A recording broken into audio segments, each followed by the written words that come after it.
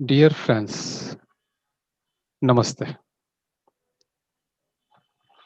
चलो आज बात करते हैं संबंधों की, आपसी संबंधों की, इंटरपर्सनल रिलेशनशिप।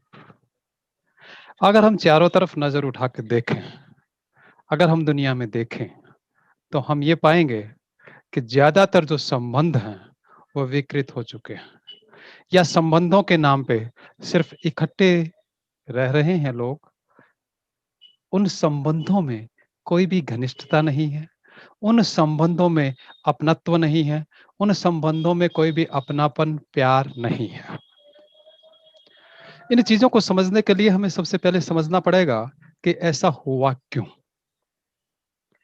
देखिए, जो पुरानी पीढ़ी के लोग हैं, उन लोगों ने अगर ध्यान दिया हो, तो हमने एक चीज देखी है कि धीरे-धीरे हमारा जो संयुक्त परिवार है, वो टूटता चला गया है। संयुक्त परिवार। और याद रखना, मैं कोई परंपरावादी नहीं हूँ और ना ही मैं कोई दकियानूसी बात करना चाहता हूँ। सिर्फ इस वीडियो को आप ध्यान से सुनना और फिर उसको समझना, इंटरप्रेट करना, और उसके बाद आप मुझे लिख सकते हैं, वी कैन डिस्कस मोर। क्योंकि बात मैं ज्वाइंट फैमिली की कर रहा हूँ ऐसे समय में जब डिसइंटीग्रेशन ऑफ फैमिली पूरी तरह से हो चुका है, संयुक्त परिवार पूरी तरह से हो चुका है, टूट चुका है। संबंधों की जब हम बात करते हैं, तो संबंध आदमी सीखता कहाँ से है? सीखता था जब वो एक समूह में रहता था, जब वो व्यक्ति एक ज्वाइंट परिवार में रहता था। अब वो ज्वाइंट परिवार धीरे धीरे टूट गया है। अब वो एक न्यूक्लियर फैमिली आ गई है। न्यूक्लियर फैमिली का मतलब है पति पत्नी और उसके अविवाहित बच्चे, यानी कि विवाहित बच्चा भी उसमें अब शामिल नहीं है। तो वो जो एडजस्टमेंट करने की कला है, धीरे धीरे वो खत्म होती जा रही है। अब वो एडजस्ट किससे करेगा, आप सोचिए। एक पॉइंट। दूसरा पॉइंट, हमने अब इंडिविजुअलिटी को, व्यक्तिवाद को इतना महत्व दे दिया है कि हर व्यक्ति को सिर्फ और सिर्फ हम व्यक्तिवाद सिखा रहे हैं। हर बच्चे को हम सिखा रहे हैं फर्स्ट आना है। तो वो जो व्यक्तिवाद है, व्यक्तिवाद का मतलब ये है कि मैं अपने आप को ज्यादा महत्व दे रहा हूं, और जब मैं अपने आप को ज्यादा महत्व दे रहा हूं, तो इसका अर्थ ये हुआ कि मैं दूसरे को महत्व दे ही नहीं रहा हूं। और जब दूसरे को महत्व नहीं दे रहा हूं, तो मैं उससे रिलेट कैसे कर पाऊंगा, मैं उसके साथ अच्छे संबंध कैसे बना पाऊंगा? क्योंकि जो मेरी प्रायोरिटी है, जो मेरे जीवन का उद्देश्य है, जो मेरे जीवन की प्राथमिकता है, वो प्राथमिकता तो हो गया मैं। तीसरी बात, जब ये संयुक्त परिवार टूट गया है, तो सारे दिन आप घर में देखना, ज्यादातर घरों की मैं बात कर रहा हूं, और अगर आप निष्पक्ष विश्लेषण करेंगे तो आप ये पाएंगे कि ज्यादातर घरों में क्या सिखाया जा रहा है? ज्यादातर घरों में सिखाई जा रही है चुगली। Yes, back biting. ज्यादातर माँ बाप अपने बच्चों को बुराइयां सिखा रही है, उसके चाचा की, उसके ताऊ की, उसकी मौसी की, उसके पड़ोसी की। हर व्यक्ति, जो मैंने व्यक्तिवाद की बात की, वह हर व्यक्ति अपने व्यक्तिवाद की वजह से सिर्फ अपने आप को सही साबित करने के लिए दूसरों में कमियां निकाल रहा है। इसलिए पत्नी अपने ससुराल वालों में कमियां निकाल रही है, पति जो है वो अपने ससुराल वालों में कमियां निकाल रहा है। तो इस तरह से हम बच्चे के अंदर जो ट्रेनिंग दे रहे हैं, वो ट्रेनिंग दे रहे हैं एक बुराइयों की। 24 घंटे वो बुराइयों में ही जी रहा है। चौथी बात, हमारे घरों में चलता क्या है? अगर आप टीआरपी रेट देखेंगे टीवी का, तो आप ये पाएंगे कि जो सीरियल्स मोस्ट वॉस्ट सीरियल्स हैं, वो सीरियल्स है सास बहू का ड्रामा। और सास बहू के ड्रामे में हम सीख देख क्या रहे हैं? हम अपने बच्चों के साथ बैठ के उन चीजों को देख रहे हैं कि कैसे संयुक्त परिवार को, कैसे आपसी संबंधों को तोड़ा जाए, उसमें कैसी चीजें दी जाए। क्राइम पेट्रोल जैसे सीरियल्स देखे जा रहे हैं। तो आप ये देखिए कि धीरे धीरे हमने पूरे के पूरे जो संबंधों को विच्छेद करने वाली बात है, जो संबंधों को समाप्त करने वाली बात है, सारी की सारी चीजें सिर्फ वो सिखाई है।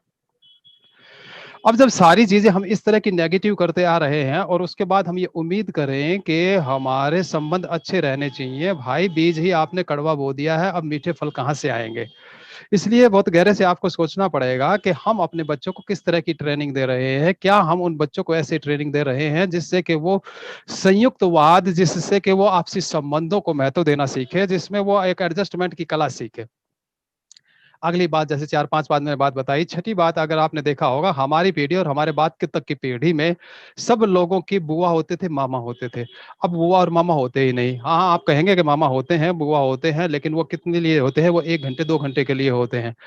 हम अपने बचपन में अपने मामा के घर हर छुट्टियों में 2-2 महीने के लिए रुकने जाते थे। आज कौन जाता है? और ये रुकने जाने का मतलब क्या था, ये धीरे से समझ लेना आप बिल्कुल आराम से। ये रुकने जाने का मतलब ये है कि जब एक लड़की अपने मामा के घर जाती है तो वो एक दूसरे परिवार में एडजस्टमेंट की कला सीखती है। इसी तरह वो लड़का जब अपने मामा के घर जाता है या अपनी बुआ के घर जाता है तो वो एडजस्टमेंट की कला सीखता है। वो सारे संबंधों को तो हम खा गए ना अपने व्यक्तिवाद की वजह से। हमने अपने आप को इतना महत्व दे दिया है कि हमने किसी भी संबंध की को कीमत ही नहीं रखी है। अब बच्चे जब बुआ के नहीं जाते, अब बच्चे अपनी मामा के नहीं जाते, तो वो एडजस्टमेंट की कला कैसे सीखेंगे? और वो इसलिए भी नहीं जाते कि जो घर की महिला है वो उसकी प्राइवेसी की समाप्ति हो जाती है। अब हर आदमी को प्राइवेट पता नहीं प्राइवेट क्या है, क्या वो चीन के सिगरेट लिए बैठा है, क्या वो सीबीआई के सिगरेट लिए बैठा है, वो आईबी ब्यूरो के सिगरेट लिए बैठा है। एक महिला मुझसे बोली कि देखो जी ना, मेरी सास है ना हमेशा बुराई करती रहती है हमारे घर की। माँ क्या बुराई करती है? बोले ये बाहर वालों को बता के आती है कि 4 बच्चे हैं और ये तो सिर्फ 2 किलो दूध लेती है। माँ इसमें बुराई क्या है? इसमें बुराई क्या है? वो 2 किलो ही तो दूध लेती है, या 2 किलो को 5 किलो बता के आए? अब ये छोटी-छोटी चीज़ें हैं, 2 किलो दूध लेते हैं, आप 200 ग्राम दूध लेते हैं, तो ये आपका व्यक्तिगत मामला है, इससे पड़ोसी के या किसी को क्या लेना-देना है? ये आपके और आपके बच्चों के बीच में एडजस्टमेंट की एक चीज़ है।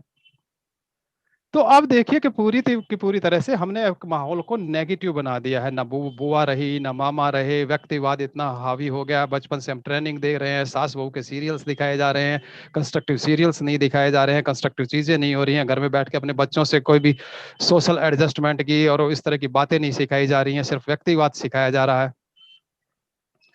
तो अब ऐसे में हम ये सोचे कि हमारे संबंध इम्प्रूव हो जाएँगे। भाई संबंध इम्प्रूव कैसे होंगे? संबंध तो आपने बीज ही कड़वा बो दिया है। अब इस संबंध को अगर आपने इम्प्रूव करना है, अगर आप इन संबंधों को आप इम्प्रूव करना चाहते हैं, तो आपको इन संबंधों में सीखना पड़ेगा और अपना इंट्रोस्पेक्शन करना पड़ेगा। आपको आत्म-निरीक्षण करना पड़ेगा।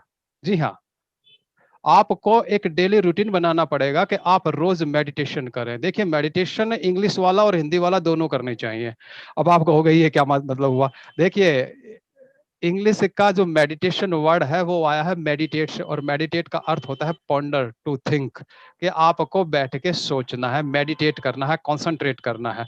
और जो हमारा हिंदी का ध्यान वर्ड है वो ध्यान का मतलब होता है you are watching, you are watchful, you will just feel, you will not concentrate. लेकिन आपको यहाँ पर दोनों करने पड़ेंगे। मीन्स आप ऑन कर लीजिए, आप एक सर्टेन टाइम या आप सर्टेन जगह या एक फिक्स कर लीजिएगा जिसमें आप अपने बारे में सोचेंगे। होता क्या है कि जब व्यक्ति दुखी होता है तो वो अपने दुख में ही अपने ही पक्ष की सारी चीजें बुन लेता है। अब वो अपने चीज की पक्ष की चीजें ही बुनेगा तो वो सॉल्यूशन कैसे ढूंढेगा? सॉल्यूशन ढूंढने के लिए सबसे जरूरी है कि आप आंख बंद करके, yes I am saying the, आंख बंद करके और कॉपी पेन लेके आप बैठ जाइएगा, रोज बैठिएगा, रोज बैठिएगा, रोज बैठिएगा।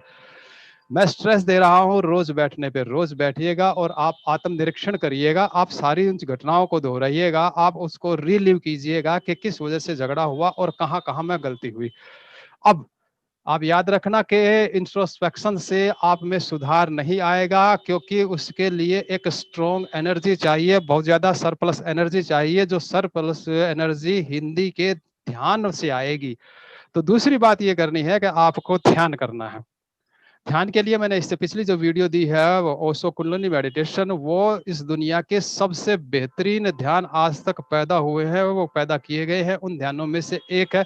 विपස්සना जैसे ध्यान भी उसके सामने कुछ नहीं है अगर आप निष्पक्ष विश्लेषण करेंगे तो, क्योंकि विपස්සना जैसे ध्यानों में भी लोग ज्यादातर सो जाते हैं। तो आपको डेली मेडिटेशन करना पड़ेगा, डेली इंट्रोस्पेक्शन करना पड़ेगा और आपको उन चीजों को जड़ों से काटना पड़ेगा जो चीजें आपके संबंधों को खा रही हैं। इसमें हर व्यक्ति क्या सोचता है कि मैं ठीक हूँ। भाई तू ठीक है तो संबंध खराब हो सकते हैं लेकिन तू दुखी नहीं हो सकता। लेकिन अगर तू दुखी है तो इसका मतलब ये है कि कहीं ना कहीं तेरे में भी खराबी है। और जब मैं तेरे वर्ड यूज कर रहा हूँ तो वो हम सब पे लागू होती है, इसमें मैं भी कोई एक्सेप्शन नहीं हूँ। हम सबको यहाँ पर रीलिव करना पड़ेगा, रीओरिएंट करना पड़ेगा और हर रोज रीओरिएंट करना पड़ेगा, क्योंकि हम यहाँ पर पल पल जी रहे हैं, पल पल जी रहे हैं। तो ये जो मैं संबंधों की बात की है, ये आम संबंधों की बात की है, सभी संबंधों की बात की है। वो पति पत्नी का संबंध हो सकता है, बहन भाई का संबंध हो सकता है, माँ बेटे का संबंध हो सकता है, पड़ोसी के साथ संबंध हो सकता है, किसी भी तरह के संबंध हो सकते हैं। तो इन संबंधों पे आप गहरे से एक बार विश्लेषण जरूर कीजिएगा। दूसरी बात, अब ये जो बात है, जैसे ओशो कहते हैं कि आपको आर्ट ऑफ रिलेटिंग सीखनी है, ना कि आर्ट ऑफ रिलेशनशिप। देखिए रिलेशनशिप क्या होती है कि रिलेशनशिप में आपके पास सिर्फ राइट्स आ जाते हैं, और रिलेट का मतलब होता है कि कैसे आप उस ऊर्जा के साथ रिलेट करते हैं। एक्चुअली में होता क्या है कि हम दूसरे के दिमाग के साथ रिलेट करते हैं। दूसरे के दिमाग से रिलेट करने की जरूरत नहीं है, बल्कि दूसरे की ऊर्जा से रिलेट करने की जरूरत है। और दूसरे की ऊर्जा से रिलेट जब कर पाएंगे जब आपके पास सरप्लस ऊर्जा होगी, क्योंकि अभी तो आपके पास इतनी ही ऊर्जा है ना कि जिससे सिर्फ आपका काम चल रहा है। तो जो आपकी थिंकिंग के लिए चाहिए, जो रिलेटिंग के लिए चाहिए, वो एनर्जी आपके पास है ही नहीं। आपको रिलेट करने का मतलब ये है कि जब आप अवेयर हैं तो आपकी एनर्जी का फ्लो ऑटोमेटिकली उस व्यक्ति की तरफ इस तरह से फ्लो होगा कि वो आपस में एक बढ़िया रिलेशन बन जाएगा। याद रखना, मैं फिर कह रहा हूं कि रिलेशनशिप नहीं, रिलेटिंग पे जोर देना है, आपको उसमें रिलेट करना है। अगली बात कि जब ये हमने आम संबंधों की बात की है, वो संबंध किसी के साथ भी हो सकते हैं, पति पत्नी के साथ भी हो सकते हैं, बहन भाई के भी हो सकते हैं, किसी के भी संबंध हो सकते हैं। तो ये सारी की सारी चीजों का इंट्रोस्पेक्शन करके आपको उन चीजों को जड़ों से काटना है। और जब उन चीजों को आप जड़ों से काट देंगे तो वो आपके बढ़िया जीवन में फूल खिलने लगेंगे, और वो फूल इतने प्यारे होंगे कि आप उसको एंजॉय कर पाएंगे। सेकेंड थिंग, अब रही बात इसमें हम पति पत्नी के या एक प्रेमी जोड़े के संबंधों की बात करते हैं, प्रेमी जोड़े के संबंधों की बात करते हैं, तो उसमें जो ज्यादातर इश्यूज आते हैं वो इश्यूज आते हैं शारीरिक संबंधों के। इसमें पहली बात तो ये है कि हमें स्त्री और पुरुष के शरीर और मन की बनावट को समझना बहुत जरूरी है। शरीर जो की बनावट है वो एक बहुत महत्वपूर्ण रोल प्ले करती है, और उसके अलावा जो महत्वपूर्ण रोल प्ले करती है वो जो उसको बचपन से सिखाया गया है दोनों को। स्त्री को हमने बचपन से ही सिखाया गया है कि वो रिसेसिव है और रिसेप्टिव है, और वो वेटिंग है, और उसको शारीरिक संबंधों के अगेंस्ट सिखाया गया है ज्यादातर शारीरिक घरों में, ज्यादातर घरों में, और वो अपने माता पिता से सीख के आए हैं। जैसे देखिए हिंदी में कहावत है, और पर्टिकुलरली हरियाणा में हमें वो कहावत कही जाती है, जैसा देखा बाप घर वैसा किया आप घर। तो ये जो बच्चे होते हैं वो सारा का सारा जो है अपने पापा को और मम्मी को इमिटेट करते हैं। लड़कियां ज्यादातर अपनी मम्मी को इमिटेट करती हैं, लड़के ज्यादातर अपने पापा को इमिटेट करते हैं, क्योंकि वो देखते हैं कि वो किस तरह से माँ बाप जो है एक दूसरे को डोमिनेट कर रहे हैं। तो इसमें हमें ये सीखना पड़ेगा कि दोनों की जो शारीरिक बनावट की मैं बात कर रहा था, ताकि शारीरिक बनावट की वजह से स्त्री रिसेप्टिव हो गई है और पुरुष के शरीर की बनावट के अनुसार वो अग्रेसिव हो गया है। अब इसमें शरीर की बनावट के अलावा चित्त की बात भी होती है, उसकी एटीट्यूड की, उसकी एनर्जी लेवल की बात भी होती है, उसकी थिंकिंग की बात भी होती है, उसकी फीलिंग की बात भी होती है। आपको बहुत सी स्त्रियां मिल जाएंगी जो बड़ी ही अग्रेसिव होती हैं, जो अटैकिंग होती हैं शारीरिक संबंधों में भी, और बहुत से मर्द भी आपको, पुरुष भी ऐसे मिल जाएंगे जो बड़े ही रिसेप्टिव होते हैं और रिलैक्स होते हैं शारीरिक संबंधों में भी। लेकिन फिर भी अगर शारीरिक संबंधों की बात करें तो इसमें जो ज्यादा रोल है, बढ़िया रोल है, वो रोल प्ले करना पड़ेगा पुरुष को। क्यों? क्योंकि सॉरी, थोड़ा ये खुल के बात करनी पड़ेगी, इसलिए प्लीज डोंट माइंड। कि होता क्या है कि पुरुष जो है हमेशा जल्दी में होता है, हरी में होता है, और वो क्लाइमैक्स पे पहुंचना चाहता है। और क्लाइमैक्स में पहुंचने के चक्कर में अब वो स्त्री के वास्तविक शारीरिक आनंद को नहीं समझ पाता है। स्त्री जो है वो एक स्लो स्टार्टर है। स्लो स्टार्टर का मतलब ये है कि उसको आप प्रेम के तल से काम के तल पे लेके आएंगे। मैं वासना वर्ड यूज नहीं कर रहा हूँ, वासना वर्ड बड़ा ही घटिया वर्ड है, जब भी काम के साथ यूज किया जाता है, चाहे किसी भी महापुरुष ने यूज किया हो। वो वासना नहीं है, काम एक एनर्जी है। उस एनर्जी को भी बहुत समझना बहुत जरूरी है, और सबसे जरूरी है, चाहे आप फ्राइड जैसे माइंड को गंदा माइंड कहें, चाहे आप उसको को सेक्स शुरू कह लें, कुछ भी कह लें, है कि क्योंकि ज्यादातर जो संबंधों की बात है, संबंधों में जो विकृति आई है वो काम को ना समझने की वजह से आई है। तो इसमें पुरुष जो है वो अपने ग्रेटिफिकेशन के लिए देखता है, सिर्फ और सिर्फ वो run and through through and run means वो, समझ गए ना तुम व्हाट आई मीन। अब ऐसे में होता क्या है कि स्त्री को कभी भी वो क्लाइमैक्स नहीं मिल पाता, जिसको हम कहें ऑर्गाज्म, वो ऑर्गाज्म नहीं मिल पाता, जिसकी वजह से उसका धीरे धीरे काम के प्रति सारा का सारा लगाव खत्म होता चला जाता है। तो यहाँ पर ये पुरुष की रिस्पॉन्सिबिलिटी बनती है कि पुरुष जो है वो अपने आप को उस लेवल पर लेकर जाए, उस लेवल पर लेके जाए कि जिस लेवल पर वो आनंदित हो और आनंदित करने के लायक भी हो। लेकिन हो ये रहा है कि ज्यादातर पुरुष, यस, पुरुषों को इसमें कोई बुरा मानने की बात नहीं है, ज्यादातर पुरुष जो हैं वो उस लेवल तक नहीं पहुंच पाते जहां वो अपने पार्टनर को एक ग्रेटिफिकेशन, एक संतुष्टि, एक आनंद दे सके। तो इसलिए पुरुषों को इसमें ज्यादा रोल करना पड़ेगा स्त्रियों के बजाय, कि पुरुषों को वो कला सीखनी पड़ेगी कि how to be good in physical relation.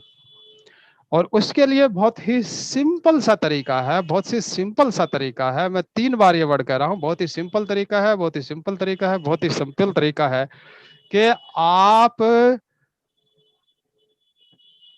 हर रोज जब भी पॉसिबल हो अपने पार्टनर के आलिंगन में बैठिए, आप उसको आलिंगनबद्ध करके उसको आप हगिंग में लेके बैठिए।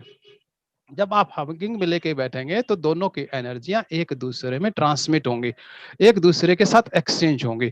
एक दूसरे के साथ जब एक्सचेंज होंगी तो जो ये आदमी जो है ये इजीली एक्साइटेड हो जाता है, इजीली क्लाइमैक्स की ओर चला जाता है, उसके शरीर को उस एनर्जी को बियर करने की और अपनी एक्साइटमेंट को कंट्रोल करने की पावर ऑटोमेटिकली आ जाएगी। तो उसके लिए वो बहुत जरूरी है कि वो उन संबंधों को अगर जीवित रखना चाहता है तो जीवित रखने के लिए उसको अपने आप पे काम करना पड़ेगा। यस, स्त्री पे नहीं, बहुत से पुरुषों को ये शिकायत है कि स्त्रियां कोऑपरेट नहीं करती हैं। वो कोऑपरेट इसलिए नहीं करती हैं क्योंकि आप कोऑपरेट के लायक नहीं है। हाँ, इसमें बुरा मानने की कोई बात नहीं, और बुरा मान जाओगे तो क्या बहस खोलोगे। ठीक है, इसमें आप अपना खुद का एक बार जरूर निरीक्षण करना। और स्त्रियों को भी इसमें एक बात ध्यान रखनी पड़ेगी, स्त्रियों को इसमें इस बात का ध्यान रखनी पड़ेगी कि जो उसने काम के प्रति बचपन से विरोध सीखा है अपनी माँ से, यस, इसमें कोई बुरा मानने की बात नहीं है, जनरली हम लड़की जो है अपनी माँ को इमिटेट करती है, जो उसने वो चीजें सीखी हैं उन चीजों के पार जाना पड़ेगा, क्योंकि उसको आर्ट ऑफ रिलेटिंग सीखनी पड़ेगी। और आर्ट ऑफ रिलेटिंग है, एक मित्र ने पूछा है क्या शारीरिक संबंध जरूरी हैं एक कपल के बीच में? जरूरी नहीं, परम आवश्यक है। और जो भी व्यक्ति, कोई भी महापुरुष हो, और अभी तक एक भी महापुरुष पैदा नहीं हुआ है जिसने 100% काम को स्वीकार किया हो, ओशो भी काम के पार जाने की बात कर रहे हैं। पहली बात तो मेरी समझ में नहीं आती कि काम के पार जाना क्यों है, क्यों जाना है? आप किसी भी चीज के पार इसलिए जाना चाहते हैं ना क्योंकि आप उसमें आनंदित नहीं है, और आनंदित आप इसलिए नहीं है कि आप उसकी बेसिक कीमिया को नहीं समझ पा रहे हैं। तो स्त्री ने भी जो अपना मेंटल डेवलप तैयार कर लिया है कि वो she is always against the, so she should also try to understand the basic chemistry and psychology of this relationship। तो उसको ये रिलेट करने की आर्ट सीखनी पड़ेगी स्त्री को भी। तो जो मैं कहना चाह रहा था, बेसिकली यही कहना चाह रहा था।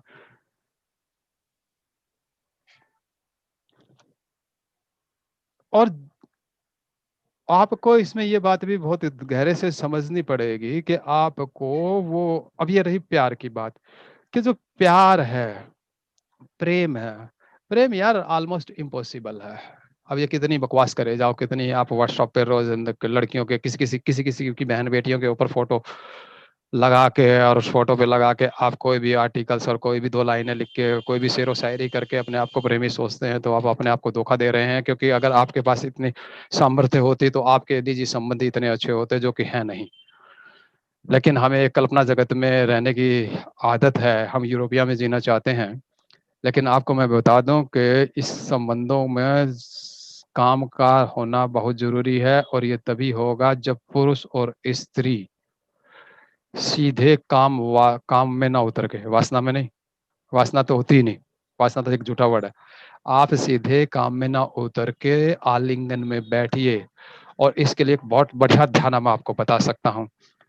आप आलिंगन बद्ध होके ओशो नाद ब्रह्म ध्यान कीजिएगा।